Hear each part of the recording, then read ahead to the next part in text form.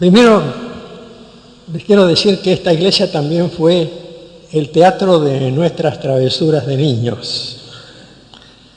Mi papá era un ruso alemán, no podía decir arroyito, él decía siempre se paraba y después decía arroyito, arroyito.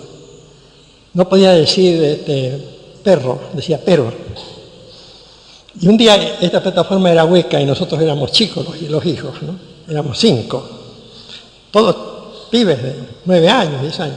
Le metimos un perro justo antes de la reunión del domingo, dentro de la plataforma hueca. Cuando mi papá empezó a predicar, hasta entonces el perro se había mantenido callado. Cuando mi papá empezó a predicar, el perro empezó a ladrar. Y papá lo buscaba por todas partes y gritaba, ¡fuera, perro!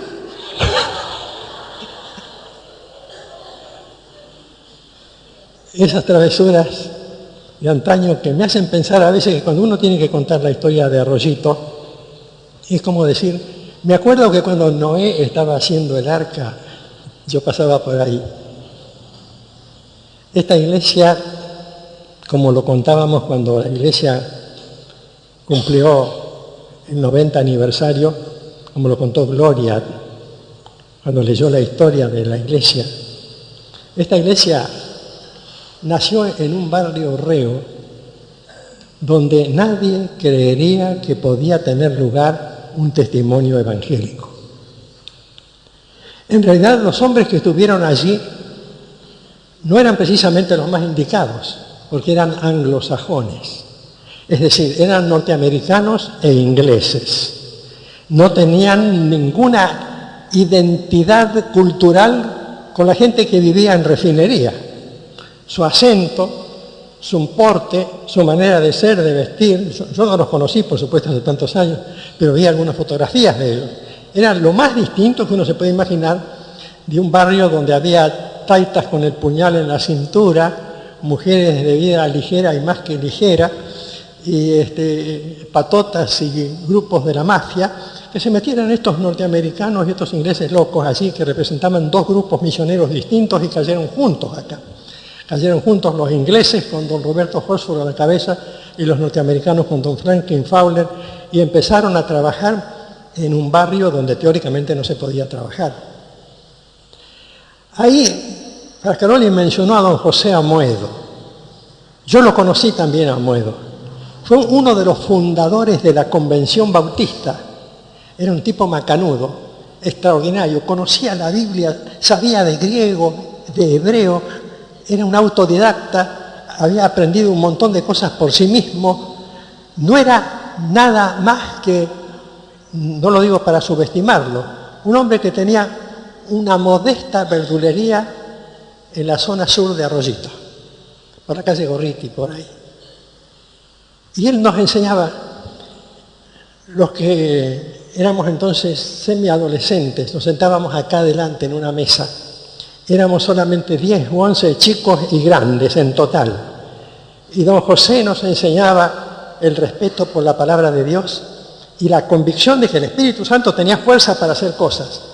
Y él nos decía, sigan muchachos, sigan trabajando. Había toda clase de gente en la iglesia, gente rara, gente extraña, gente que para nosotros los chicos, particularmente yo que me había criado en la iglesia metodista, porque yo me convertí en la iglesia metodista de Freire y Celaya, y allí me formé junto con otros hermanos metodistas, algunos que están por acá, como Gervasio, Anita, y otros más. Tuvimos que escuchar de José Amoedo, de nuevo la doctrina, de nuevo los énfasis, de nuevo las explicaciones. Éramos pibes, pero se nos formaba. Porque ellos tenían visión, ellos pensaban que nosotros, los pibes de entonces, que muchos de nosotros llegamos a ser pastores, más de 10, de aquellos pibes que fuimos acumulando en esos primeros tiempos. Teníamos que formar de alguna manera la historia de esta congregación. Y nos reuníamos allá, como dijo la tía Sofía, en la calle 15, Mario Antelo, 815 era el número. Y allí, cuando había una fiesta, yo me acuerdo que se hacían guirnaldas de lamparitas de colores en el interior del templo y afuera también. Parecía más bien la propaganda de un circo. Los jóvenes, para poder tener la reunión, teníamos que pagarle alquiler a la iglesia. Le teníamos que alquilar las sillas. La iglesia nos cobraba un modesto precio por alquilar las sillas y constaba en las actas de la iglesia, y deben andar por ahí esos préstamos, esa ayuda que ellos hacían. A medida que fuimos creciendo, conocimos un matrimonio, don Lorenzo Anone y doña Clementina de Anone, que dijeron un día, don Anone no sabía hablar bien en castellano, era un italiano que decía, soy miembro de la iglesia de Arro, y terminaba ahí, Arro. Este hermano de la iglesia de Arro, él y su esposa se fueron a la provincia de Córdoba, Villa del Rosario, e iniciaron el trabajo que dio origen a la primera hija de Arroyito, Villa del Rosario. Eran tipos emprendedores. Su hijo Daniel es actualmente pastor en Córdoba y ya sintió la vocación en aquellos mismos años. Y entonces Arroyito se dio cuenta que podía tener hijos, que podía tener hijas, que podía crecer, que podía ser una iglesia que se transformara en una familia de iglesias. Y los pastores que estuvieron entonces en esa etapa en que se despertó el interés por formar obras nuevas, enseguida tuvieron la visión de parte de Dios, porque yo creo que el Espíritu Santo los guió, y empezó a nacer así Empalme Granero, Alberdi, La Florida, aquellas iglesias que fueron las primeras hijas después de Villa del Rosario, donde nuestra iglesia pudo crecer y alimentarse, juntar un montón de gente. Yo me acuerdo que Rosita iba a la escuela bíblica de vacaciones en Empalme Graneros y juntaban un montón de gente, cuando ni siquiera éramos novios todavía. Ella trabajaba allí. En una casa en Empalme Graneros nos reuníamos, estudiábamos la Biblia mientras escuchábamos el partido simultáneamente. Éramos todos hinchas de Central, y era la casa de nuestro hermano Héctor Ochoa, todavía vivo, en la casa de su madre, de la mamá de él.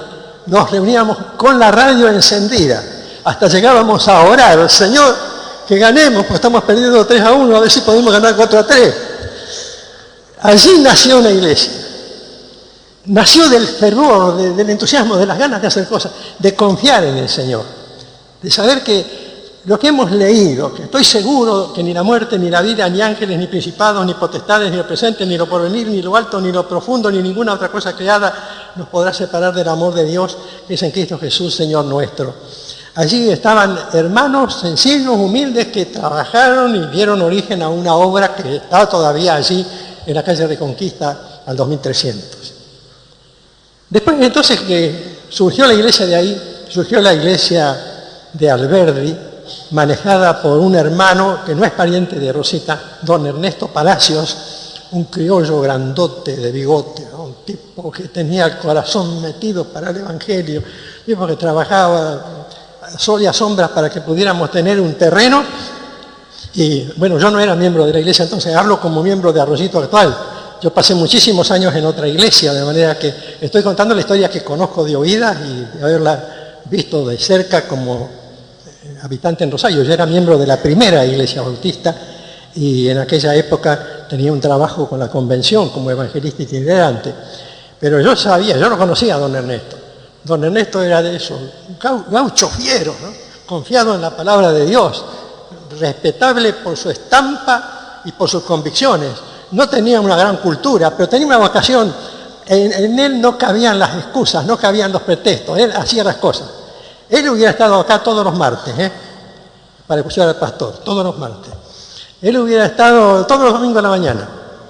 Pero durante la semana hubiera ido a buscar a los vecinos para hablarles de Cristo.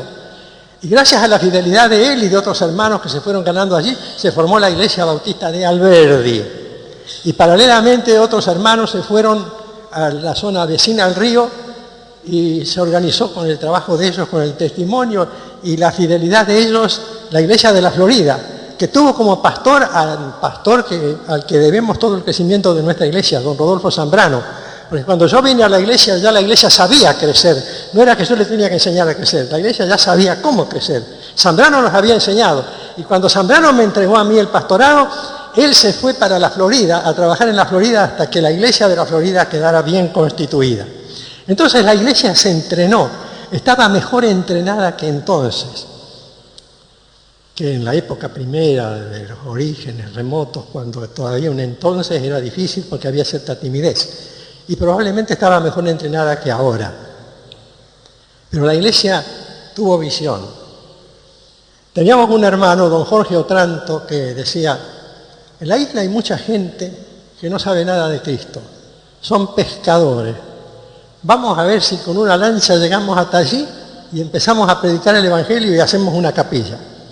Hicimos la capilla, llegamos hasta ahí, la gente se convirtió, la bautizamos en el río con una cantidad grande de botes y yates que venían a mirar para curiosear los bautismos, y se formó una congregación en la isla que cuando vinieron las grandes inundaciones que nos destruyeron la capilla y nos hundieron en una de las lanchas, esa congregación se mudó, y es la congregación que en parte está en nuestro anexo del Faro y en otros anexos más. Cuando llegó el momento de trabajar en el Faro, entonces era necesario el testimonio de alguien, y don Jorge se propuso. Yo a veces no coincidía con él, porque tenía mucho más empuje que yo. Él corría atrás de la gente, la movilizaba, tenía una virtud para conquistar a la gente, y me decía el pastor, mire, hay unos terrenos acá, el Señor tiene unos terrenos acá, ¿ve estos terrenos? Sí, le digo, pero no tenemos plata, pero no importa, este es el barrio Santa Rita, hagamos una colecta. Hizo un cartel grandote y puso ofrende para la capilla de Santa Rita. Y claro, y lo puso acá en la puerta.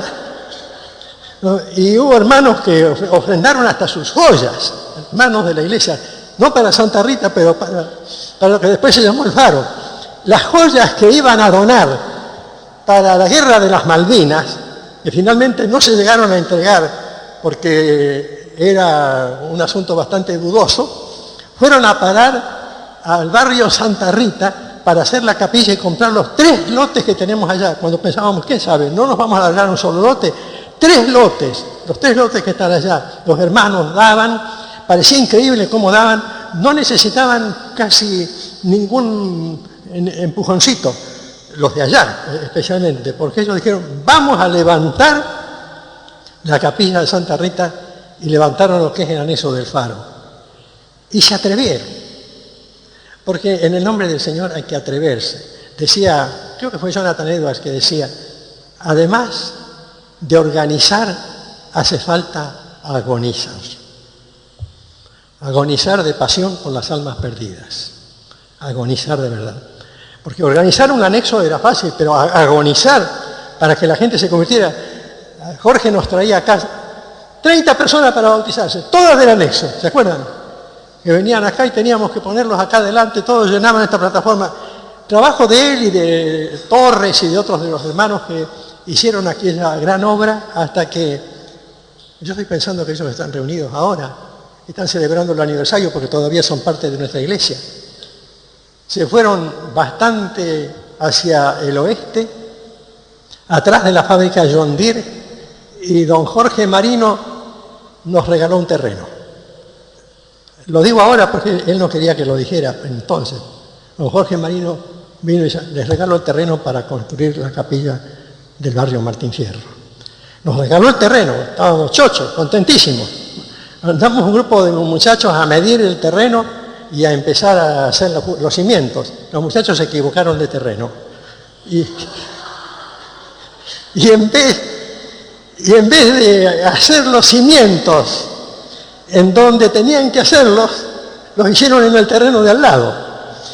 Y un día vino el verdadero dueño con el auto y había un cartelito, aquí se construye la capilla evangélica bautista. Y bueno, el tipo se enojó, nos quiso hacer un juicio, quería exigir cualquier cosa, indemnización, etcétera, una actitud, porque nos acusaba de una actitud deliberada. Finalmente lo conversaron los hermanos y dijo, bueno, páguenme lo que puedan, quédense con el terreno, y como el otro ya había sido donado, nos quedamos con 2 terrenos y medio, que es donde está la obra de Martín Fierro. ¿Quién hacía eso? El Señor. Rosita y otras señoras bajaban por la barranca, ahí en la zona que hoy llamamos Los Aromos, y en una casa que estaba a la mitad de abajo se reunían. Y a veces creo que fue Mantelli que puso un cartel colgado de un árbol que decía, acá se enseña la Biblia los domingos. Colgado de un árbol. Y iban a enseñar la Biblia los domingos, iban los sábados por la tarde y se sacrificaban por eso, porque la iglesia tenía que crecer. Y pedíamos al Señor, los hermanos pedían, yo digo pedíamos porque hablo en nombre de la iglesia, no estoy diciendo de mí, sino de los hermanos pidiendo, Señor, que podamos de veras tener un terreno acá, un terreno para poder hacer una capilla acá en la calle de los Aromos o en la que fuere, para que podamos testificar al barrio, que podamos. Un día viene un señor y nos dice, mire, ese terreno está en venta. ¿Cuánto vale? Vale tanto, más o menos 5.000 pesos de entonces. Le preguntamos al tesorero, don Eduardo de Gorostiza. Me dice, estamos en rojo, no hay plata. Pero este señor dice que si para el martes tenemos la plata y era el domingo a la mañana, nos vende el terreno. Si no, tiene otro comprador. Entonces hubo que orar. Y por ahí viene Ricardo Ick con el mismo Eduardo. Dice, mira, nosotros recibimos una herencia. Y estuvimos pensando que calculando el diezmo, que todavía no tenemos todo, pero podemos darle, no prestarle, darle a la iglesia la plata para que puedan comprar el terreno. Así se compró el terreno de los Aromos. ¿Vieron? De un domingo a un martes. Ustedes creen que Dios no hace milagros, sí hace milagros. Es un Dios que hace maravillas, es un Dios que tenemos que alabar y agradecer porque Él hizo estas cosas con esta iglesia, con esta gente que son ustedes mismos, porque como dijo el pastor Frascaroli y como ha dicho muchas veces el pastor Gaidú, la iglesia somos nosotros, somos todos, no es una entidad aparte, cada uno de nosotros es la iglesia. Después don Marcos Rodríguez andaba con ganas de tener un templo por allá por la calle de Palestina.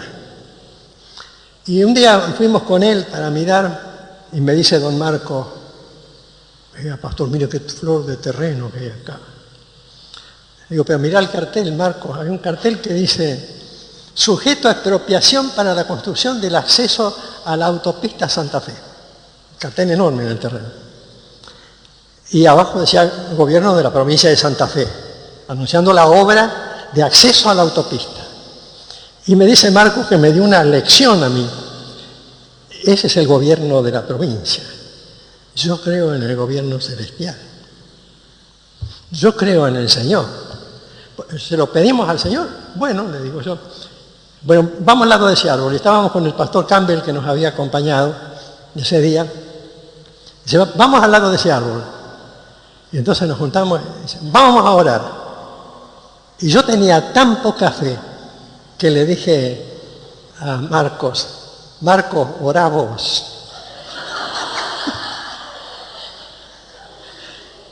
Y Marcos inclinó la cabeza y dijo, Señor, te doy gracias porque este terreno va a ser nuestro, no importa el cartel, va a ser nuestro, Señor, te doy gracias. Yo lo miré y dije, qué fe.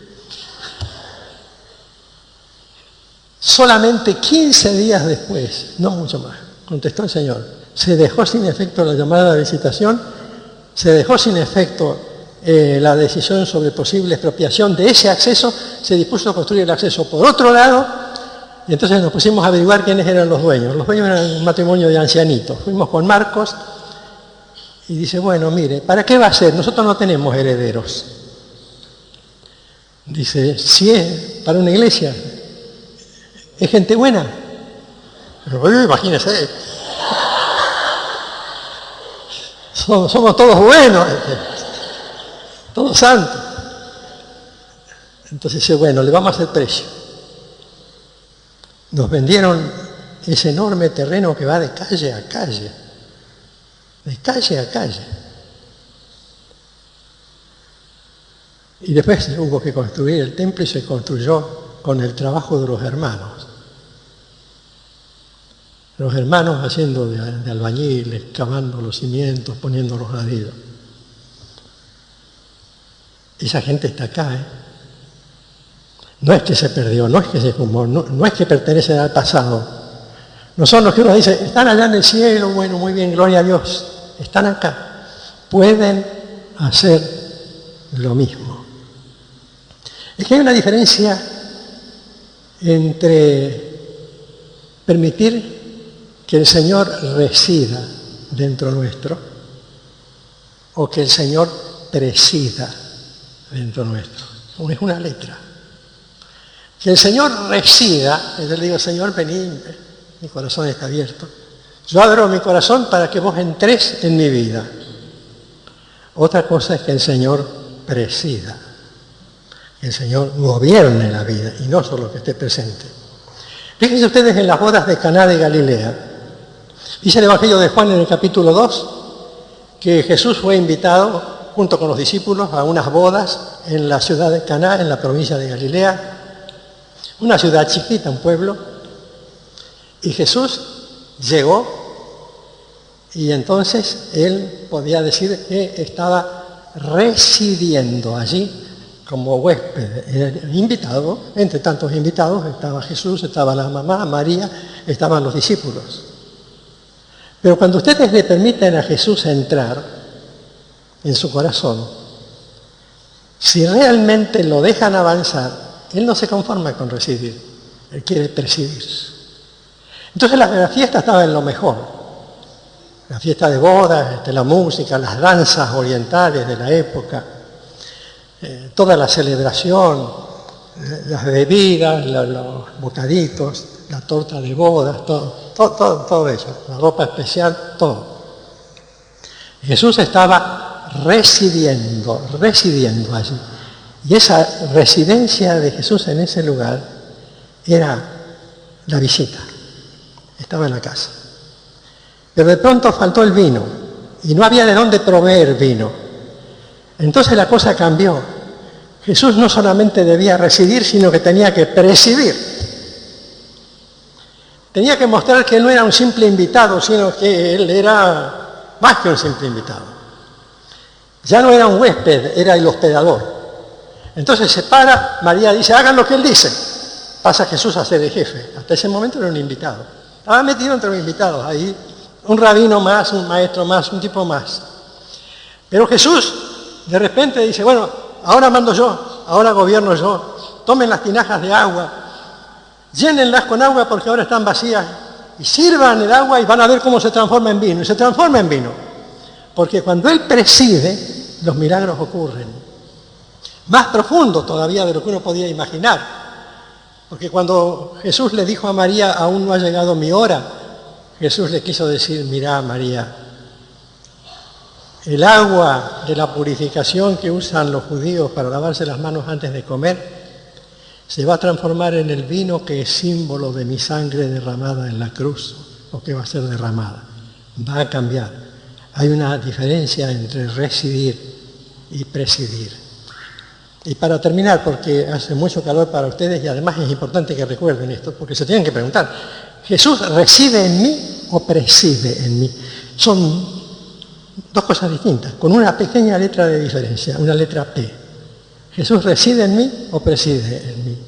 Fíjense ustedes que Isaías era un profeta bastante audaz. No se asusten que no tengo una predicación sobre este pasaje, sino mencionarlo. Refiriéndose al fuego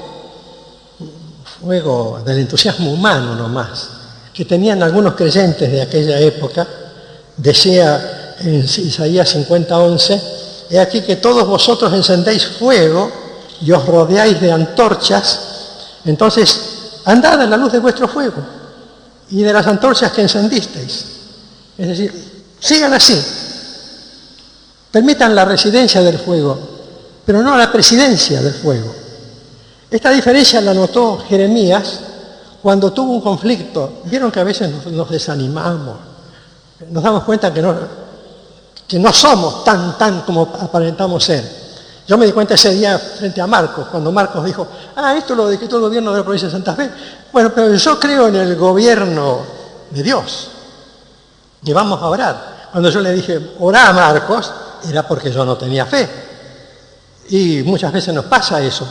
Entonces una vez le pasó eso a Jeremías, y dice el capítulo 20 de Jeremías, versículo 9, y dije, no me acordaré más de Dios, no hablaré más en su nombre, pero había en mi corazón como un fuego ardiente metido en mis huesos, traté de sufrirlo y no pude. Cuando de veras uno agoniza en vez de organiza, agoniza, cuando el Señor preside en vez de reside, hay un fuego adentro que no nos permite callar, que nos impulsa, que nos empuja. Porque podemos estar llenos de teología, llenos de conocimiento, como los discípulos que iban a Emaús. No eran de los 12, de los 11, pero eran discípulos de Jesús, del grupito pequeño de los 120 que habían quedado. Caminaban hacia Emaús después de la resurrección, todos tristes, decaídos, porque creían que todo se había acabado, Jesús murió, no hay esperanza. Se lo contaron a Jesús mismo sin reconocerlo. Tenían el conocimiento, tenían todo. El conocimiento de Jesús y su experiencia con Jesús residía en ellos apagado, necesitaban que Jesús presidiera. Entonces Jesús, que cuando ustedes lo dejan entrar, un chiquito, ábranle la puerta un poco a Jesús nomás. Cuando le dijeron, Señor, quédate con nosotros, porque se hace tarde. Jesús dice, muy bien, entra, toma el pan. ¿Se acuerdan? Esto es mi cuerpo, que por vosotros he partido. Toma el pan. Y de repente el que residía con ellos, en ese momento, pasa a presidir la ceremonia. Y entonces, dice, lo reconocieron y sus ojos se abrieron y vieron a Jesús y salieron corriendo para decir, Jesús vive, Jesús vive, Jesús vive. Es verdad que vive, preside. Hay una diferencia.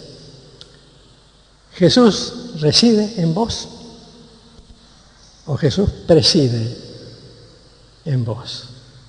¿Jesús reside en vos o preside en vos? Termino. Los discípulos dicen, no estaba ardiendo el fuego en nuestros corazones cuando Jesús nos estaba explicando las Escrituras. Es que Jesús siempre enciende el fuego, siempre lo enciende. Hay que dejarlo nomás, hay que dejarlo que presida.